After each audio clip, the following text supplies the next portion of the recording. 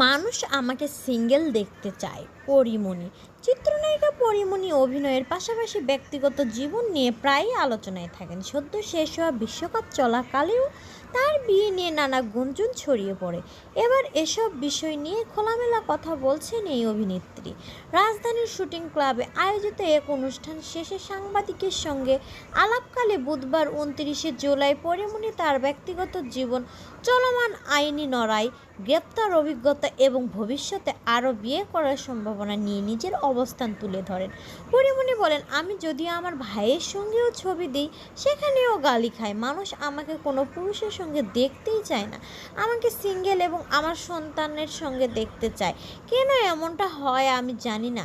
গ্রেপ্তারের প্রসঙ্গে তিনি বলেন, জেল থেকে আসার পর এ বিষয়ে আমি একবারে কথা বলিনি। আমার শুধু মনে হয় সত্য একদিন ব্লাস্ট করে আমি যতই চাপা দিয়ে রাখি, কোনো না কোনোভাবে তা বেরিয়ে আসে। যেমন কোনো অপরাধী নিখুঁত নয়, তেমনি কোনো সত্যও চিরদিন চাপা থাকে না। তিনি দাবি করেন, তাকে গ্রেপ্তারের সময় আইনগত প্রক্রিয়া যথাযথভাবে অনুসরণ করা হয়নি। তিনি জানান, তখন গ্রেপ্তারের কোনো ওয়ারেন্টি ছিল না, এমনকি তার বাসায় তল্লাশি চালানোর অনুমতিও তাদের কাছে ছিল না।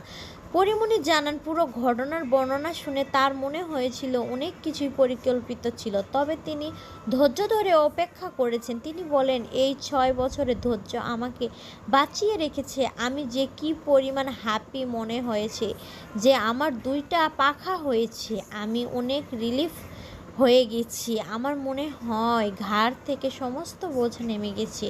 চলমান আইনি প্রক্রিয়ার সঙ্গে তিনি বলেন, আমি কখনো রাষ্ট্রকে চাপ দিইনি বা আহাজারি করিনি। আমি আইনের ওপর বিশ্বাসী। যতদিন সময় লাগুক, যত বছর হাজিরা দিতে হোক, আমি দেব। আমার বিশ্বাস একদিন আদালত আমাকে নির্দোষ ঘোষণা করে সম্মান ফিরিয়ে দিবে।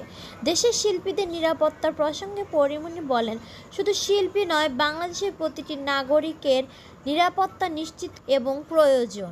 তিনি বলেন, শিল্পী, রিকশা চালক বা অন্য যেই হোক, সবার নিরাপত্তা নিশ্চিত হওয়া উচিত। আমরা সবাই হেনস্থা থেকে মুক্তি চাই।